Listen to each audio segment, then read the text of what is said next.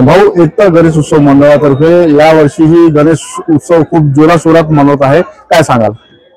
निश्चितच या ठिकाणी एकता गणेश उत्सव मंडळाच्या माध्यमातून आपण जर बघितलं तर नवीन नवीन थीम आम्ही दरवर्षी घेऊन येतो।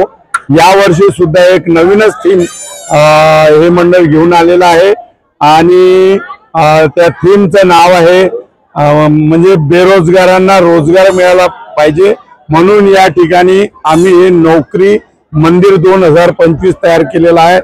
या देशातला युवा त्या ठिकाणी शिक्षण घेत असतो, परंतु पाहिजे त्या प्रमाणामध्ये त्या ठिकाणी नोकऱ्या मिळत नाही। खाजगीकरणामुळे त्या ठिकाणी हा तरुण युवक बेरोजगार झालेला आहे आणि या युवकाला काम मिळत नसल्यामुळे त्या ठिकाणी आत्महत्या करण्याची वेळ त्या युवकांवर येत आहे। म्हणून आम्ही गणेशजीच्या त्या ठिकाणी साकडे घातले आहे की या युवकांना त्या ठिकाणी काम मिळालं पाहिजे, त्यांच्या हातांना काम मिळालं पाहिजे। नागपूर शहरामध्ये आपण लालबागचा राजा बघितला असेल, अनेक त्या ठिकाणी मंडळ बघितली असेल, तर हिलटॉपही त्याच्यामध्ये कमी नाही।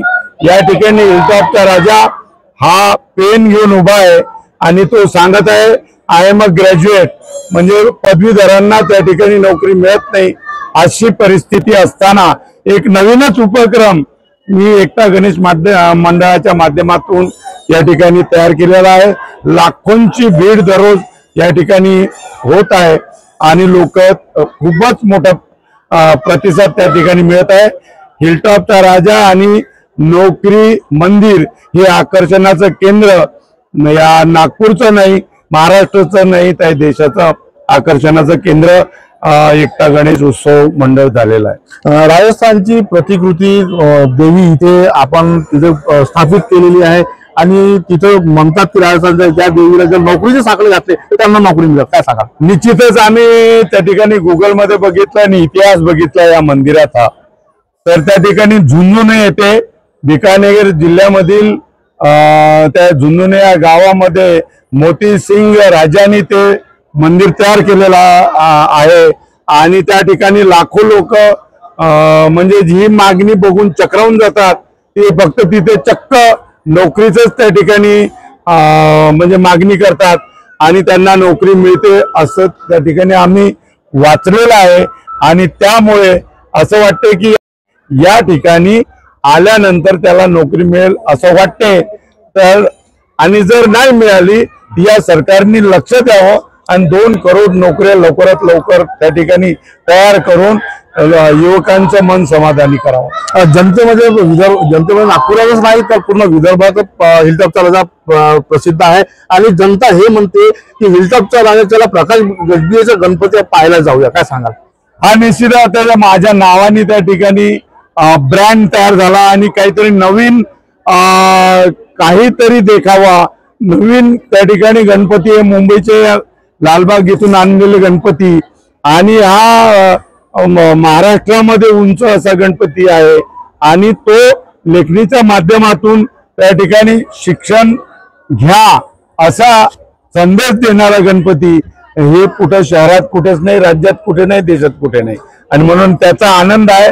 प्रकाश गजबियेचा गणपती हे त्या ठिकाणी ब्रँड तयार झालेला आहे। नेहमी वेगवेगळे आपण इथे गणपती स्थापनाचे उपक्रम राबवता, यंदा कोणता वर्ष आहे आणि 10 दिवस कसे सांस्कृतिक कार्यक्रम राहील? 35 ते 40 वर्ष जवळपास झाले असतील। त्याची सुरुवात खूप वर्षापूर्वीची आहे आणि आज या ठिकाणी आपण जर बघितलं तर हे मंडळ फार जुनं मंडळ आहे असं त्या ठिकाणी लोकांना वाटते आणि आज तर असं आपण जर बघितलं तर एक शहरामध्ये नवीन उपक्रम तयार झालेला आहे आणि लोकांना त्या उपक्रमामुळे एक ऊर्जा त्या ठिकाणी स्फूर्ती त्या ठिकाणी भारतीय संविधानाप्रती असलेली व्हॉट यू कॉल राष्ट्रभक्ती आणि राष्ट्रप्रेम त्या ठिकाणी निर्माण होते आणि सर्व धर्मीय एकत्र आल्यामुळे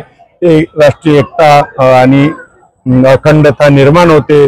त्यामुळे या ठिकाणी एवढे लोक येतात पण एक आवाज सुद्धा होत नाही, तर सर्व धर्मीय लोक एकत्र येतात, याचा मला फार आनंद आहे आणि असंच देशामध्ये वातावरण निर्माण झालं पाहिजे याचा आम्ही प्रयत्न करत असतो. 10 दिवस काय कोणकोणते सांस्कृतिक कार्यक्रम आपण राबवणार आहात?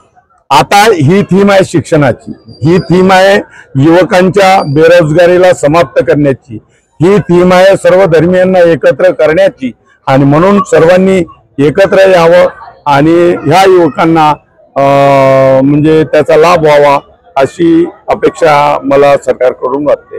जनतेसाठी नेहमी धडपडणारा आणि धावणारा माजी आमदार प्रकाश गजबे या जनतेला काय एक संदेश देणार? जनतेला संदेश, आपण भारतामध्ये राहतो, या भारतामध्ये 6400 जाती, 1618 त्या ठिकाणी भाषा, 7 प्रमुख धर्म असताना सुद्धा आपण एकत्र राहतो.